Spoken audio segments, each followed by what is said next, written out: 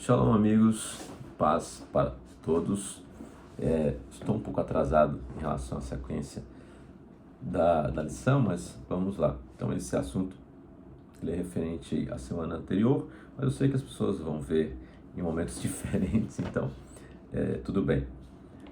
Não dá para desejar só boa noite, né? Tenho que desejar boa noite, boa tarde, bom dia, enfim, independentemente do horário que você esteja vendo esse vídeo, seja muito bem-vindo. Esse vídeo tem a intenção de continuar comentando sobre o Evangelho de João, que é a lição da Escola Sabatina da Igreja Adventista desse trimestre. Estamos estudando o livro de João, certo?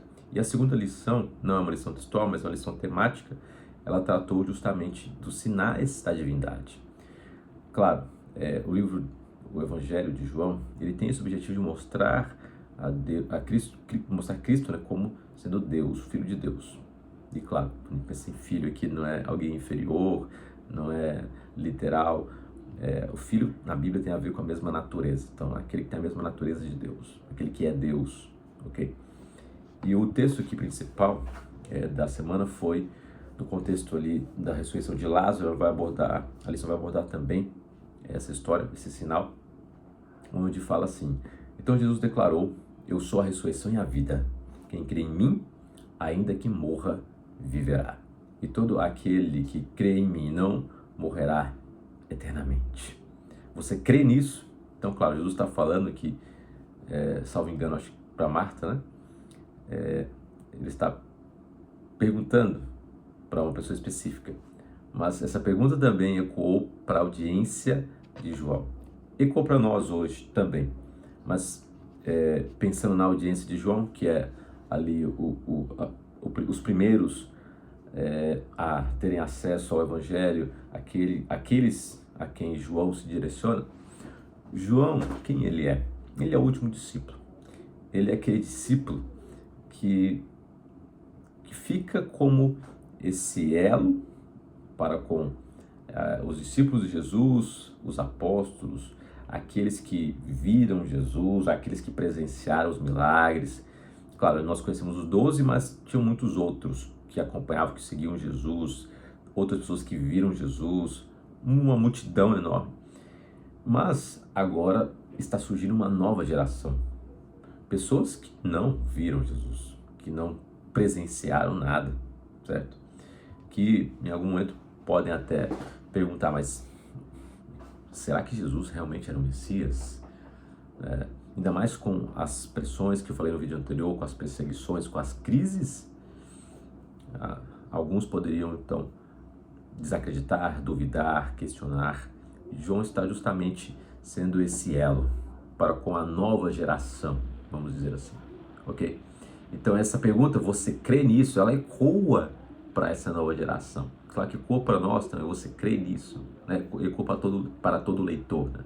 As perguntas normalmente, quando elas são deixadas, né, elas não são apenas ali para um personagem ou, enfim, para um contexto. Muitas vezes elas são para o leitor também, né? Estou fazendo um paralelo, né? O livro de Jonas, que termina com uma pergunta, né? A pergunta é para que o leitor responda, né? Para você responder agora, né? Será que você vai ter compaixão, né? Ou você vai ser como Jonas, né? Ok, então aqui a lição abordou primeiro a multiplicação dos pães ali, né? Multiplicação para 5.000 pessoas. É um texto conhecido, uma história conhecida. A gente gosta de contar essa história para as crianças, certo? Está ali no capítulo 6, ok? Então, mas o destaque que a lição dá aqui é para alguns pontos, e ela compara Jesus com Moisés. Então, o texto vai dizer que estava perto da Páscoa, e os outros paralelos aqui é que Moisés, ele libertou o povo do Egito. Jesus também veio libertar. A Páscoa tem esse símbolo, certo? E um detalhe que é uma curiosidade: a palavra Mitzrayim, em hebraico, Egito, está no dual. A gente não tem esse em português, né? Em português tem singular ou plural, mas em hebraico existe o dual. O dual, como o nome já diz, é um plural de dois. Então, Mitzrayim, Hashamayim, são palavras dessa terminação Aim, é a terminação de dual. Acho que a palavra olho, eu acho que é Aim, eu acho que é isso, em hebraico, né? Dual, dois, tem dois olhos, né? Então, Hashamayim, céus, tem os céus de Deus, né? O céu de Deus e o céu que a gente vê. Inclusive em inglês tem duas palavras, né? Sky, que é o que a gente vê, o céu que a gente vê, e o heaven, que é o céu de Deus. Em hebraico também tem essa ideia a partir do dual, ok? E Mitzrayim também é uma palavra no dual, apontando-se para um Egito físico, um Egito onde o povo é liberto, ok? O povo é resgatado do Egito por Deus, mas esse Egito que é símbolo do pecado, que é símbolo, é um Egito espiritual, ok? Então Cristo veio nos libertar desse Egito, desse Mitzrayim espiritual. Isso é interessante, é bonito. Mas ali também a lição apresentou outros paralelos naquele contexto. A multiplicação dos pães lembra o maná. Outra coisa mais, os pães sobram, o maná também era recolhido pelos israelitas, e sobram ali 12 cestos, talvez uma referência às 12 tribos de Israel. O número 12 é importante na Bíblia, assim como o número 7, número 40, enfim, outros números são importantes para o contexto bíblico. E as pessoas ali, né, elas querem coroar Jesus, né, querem coroar o rei. A solução aqui e agora, né, a visão de Messias era uma visão de alguém que viria para libertar o povo do jugo romano. Se estivéssemos naquele contexto, possivelmente pensaríamos da mesma maneira, né? Até porque as profecias do Antigo Testamento apontavam para um Jesus, um Messias, melhor dizendo, um Messias poderoso, um Messias que libertaria o povo, um Messias que tiraria o jugo, que seria poderoso e tal. O Messias sofredor também, mas as profecias estão juntas. Então, Jesus, ele foge disso, né? Mas Jesus, ele declara, né? E essa é a primeira das declarações de Jesus, que começa com eu sou. São 7, isso é interessante, né? Ele diz eu sou o pão da vida. Além disso, ele disse que ele é também a luz do mundo, né? Eu sou a luz do mundo, eu sou a porta, eu sou o bom pastor. Vamos contar, né?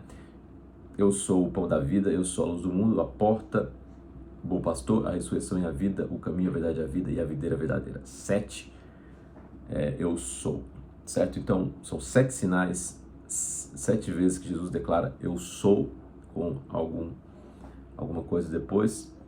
Claro que tem um eu sou separado, né?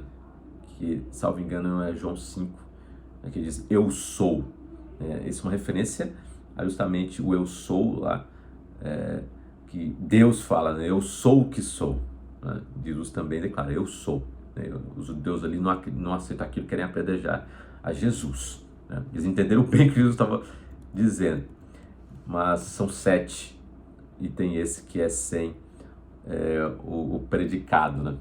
Que é só o eu sou, né? Só o sujeito e o verbo ego eimi, eu sou. E claro, né? Jesus ele é perseguido ali, né? Aqui fala que, o seguinte, ó, seus corações descontentes perguntavam por que Jesus podia realizar tão grandiosas obras, como as que tinham presenciado e não podiam também dar saúde, força e riqueza a todo o seu povo, libertá-lo de seus opressores, exaltá-lo ao poder e à honra. O fato de ele alegar ser enviado de Deus, mas se recusar a ser rei de Israel, era um mistério que não conseguiu entender. Sua recusa foi mal interpretada. Muitos concluíram que não ousava afirmar seus direitos, porque ele próprio duvidava do seu divino caráter de submissão. Abriram a mente à incredulidade, e a semente de Satanás lançara deu fruto, que Satanás lançara deu fruto, segundo sua espécie, na forma da incompreensão e deserção. Bom, então, a lição vai também falar aí da cura do cego e depois da ressurreição de Lázaro. É uma história muito interessante, vocês podem ler com mais calma, está lá em João 9, ok? Mas é irônico ali, né? Um cego ele é curado e Jesus ele cospe, né, no barro, você conhece essa história, e ele coloca nos olhos ali do cego e depois manda ele se lavar no tanque de Siloé. Para os nossos olhos pode parecer um negócio bem absurdo, mas a gente precisa entender que o paralelo com Gênesis 1, onde Deus cria o ser humano do barro, né? do pó da terra. Então há esse paralelo forte com a ação de Deus, a ação de Cristo aqui, a ação do Messias, de Jesus, com uma ação criadora, né? Uma ação libertadora, redentora, okay? Uma ação paralela com a ação de Deus, né? De recriação, assim como ele criou o ser humano do barro, Cristo usando o barro para recriar, para dar visão àquele cego. Claro que não vou entrar na questão que havia associação de cegueira e pecado, né? Os pais pecaram e tal, havia uma questão mística, aparentemente mística, assim, em relação a isso. Mas só um pequeno comentário em relação à cegueira, né? Deuteronômio, Levítico, melhor dizendo, tem uma lei específica dizendo que não era para colocar nada para o cego tropeçar e tal. Então havia sim a ideia de que os cegos, né, as pessoas deficientes visuais, certo? Que hoje é a palavra mais aceitável, né? Os deficientes visuais ali, eles deviam ser bem tratados, deviam ser cuidados. Então a própria Torá aponta para essa ideia, ok? Então Jesus ele cura esse cego e, ironicamente, os líderes religiosos chamam o cego, ficam indignados e tal, e querem saber o que aconteceu. O cego explica, eles não aceitam, eles falam que esse rapaz nem era cego, né? Chamam os pais do rapaz, os pais falam assim, olha, ele nasceu cego, ele é cego de nascença, agora como ele está enxergando a gente não sabe, mas pergunta para ele já é adulto. Eles chamam novamente o cego, o ex-cego, né, melhor dizendo. Ele fala, ele dá um testemunho muito bonito, né? A gente pode até ler aqui rapidamente. Ele fala assim, ó, tá em João 9. Deixa eu só voltar aqui para onde o início aqui do texto, que ele diz assim, perguntaram, verso 19 aqui, perguntaram-lhes, dizendo, é este o vosso filho que vós dizeis ter nascido cego, como pois vê agora? E aí os pais lhe responderam e disseram, sabemos que esse é o nosso filho que nasceu cego, mas como agora vê, não sabemos, ou quem lhe tem aberto os olhos, não sabemos, tem idade, perguntai-lhe a ele mesmo. E ele fala por si mesmo, ele não é um adulto, né? Ele não é uma criança, ele não precisa ser representado pelos pais. Os pais disseram isso porque temiam os judeus, porquanto já os judeus tinham resolvido que se alguém confessar que seria o Cristo, fosse expulso da sinagoga. Então, os pais sabiam sim, mas eles não queriam contar, né? Por isso é que seus pais disseram, tem idade de perguntar-lhe a ele mesmo. Chamaram, pois, pela segunda vez o homem que tinha sido cego e disseram-lhe, dá glória a Deus. Nós sabemos que esse homem é pecador. Respondeu ele, pois, e disse, se é pecador, não sei. Uma coisa sei, é que havendo eu sido cego, agora vejo. E tornaram a dizer-lhe, que te fez ele? Como te abriu os olhos? Respondeu-lhes, já vô-lo disse, e não ouvistes. Para que o quereis tornar a ouvir, quereis vós, porventura, fazer-vos também seus discípulos? Eu jogo uma certa ironia aqui, na minha opinião. Então injuriaram e disseram, discípulo dele sejas tu. Nós, porém, somos discípulos de Moisés. Nós sabemos que Deus falou a Moisés, mas este não sabemos de onde é. O homem respondeu e disse-lhes, nisso, pois, está a maravilha, que vós não saibais de onde ele é, e contudo, me abrisse os olhos. Nossa, essa frase dele aqui, ela é muito importante, né? Nossa, olha, vocês, aqui está a maravilha, né? Está a ironia também, né? Vocês não sabem de onde ele é, mas vocês não conhecem ele, vocês não reconhecem ele, porém, ele abriu meus olhos, ele fez esse sinal, essa maravilha tão extraordinária. Ora, nós sabemos que Deus não ouve a pecadores, mas se alguém é temente a Deus e faz sua vontade, a esse ouve. Então, olha, vocês são líderes religiosos, né? Vocês sabem disso, né? De que Deus escuta aquele que é temente, aquele que faz a vontade dele, né? Se esse não fosse Deus, nada poderia fazer.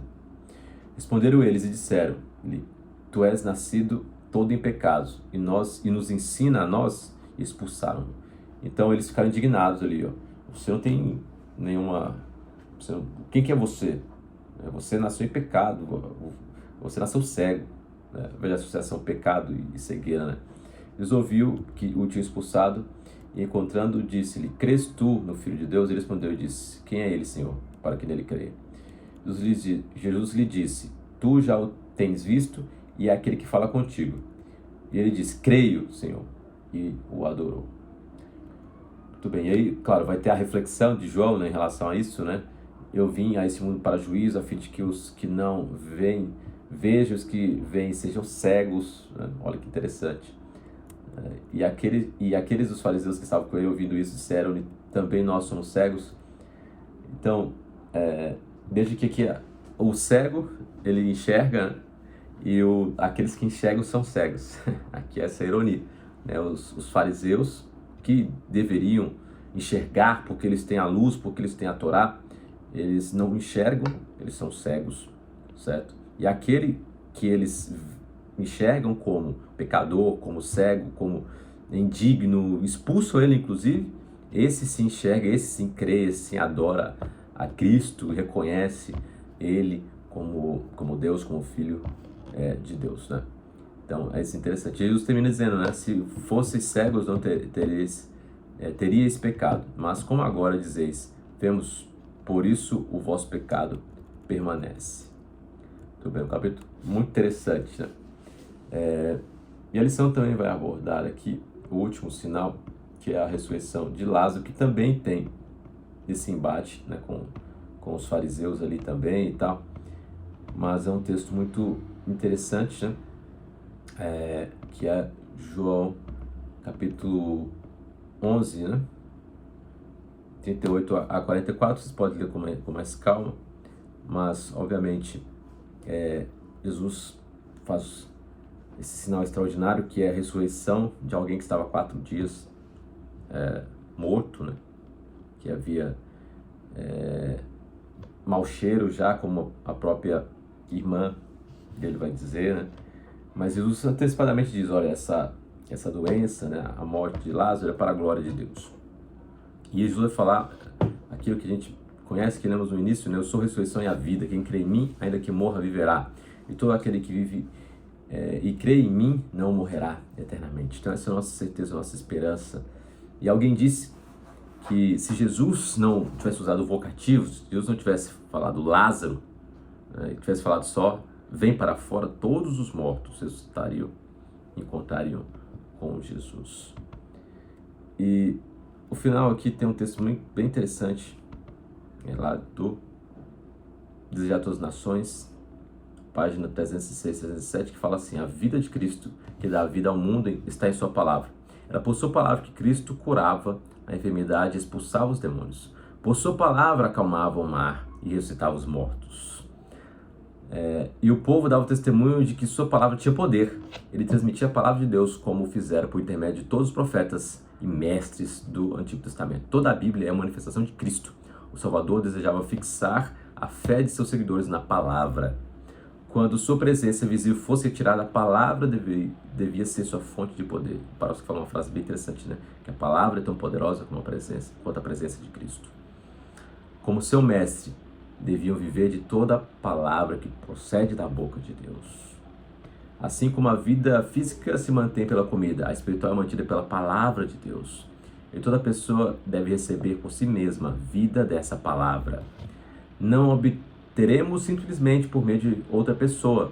Precisamos estudar cuidadosamente a Bíblia. Pedindo a Deus auxílio do Espírito Santo, devemos escolher um versículo, concentrando a mente na tarefa de compreender o pensamento nele, posto por Deus para nós, e pensar bastante no assunto até que compreendamos completamente. Então, olha que extraordinário. Complementa o que eu falei no vídeo anterior, né? A palavra tem poder. A palavra de Cristo, tão poderosa quanto a sua presença. Devemos estudar a palavra. O desafio para nós é esse, né? Estudar a palavra meticulosamente, cuidadosamente, certo? Fixar o pensamento, como diz Ellen White aqui, né? Pensar bastante no assunto. Porque nossa vida espiritual não deve ser mantida por terceiros, por sermões.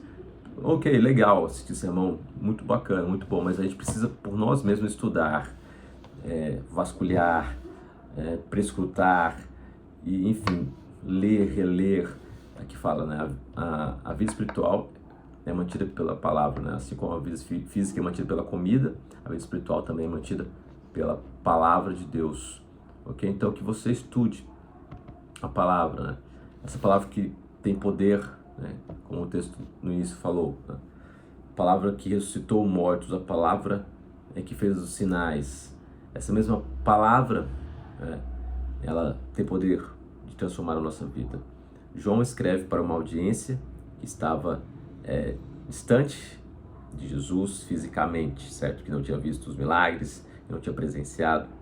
Porém, a ideia é justamente essa, de que mesmo Jesus fisicamente, a presença dele física não estar mais conosco, nós podemos fixar a nossa fé na palavra de Deus, como diz aqui, né?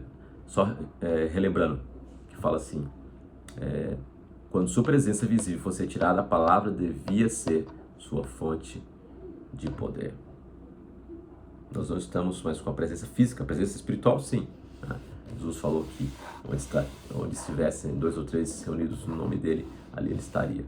Mas a presença física nós não tivemos esse privilégio, porém podemos confiar sim, podemos acreditar nele, através da confiança, da fé na palavra de Deus. Estudemos essa palavra.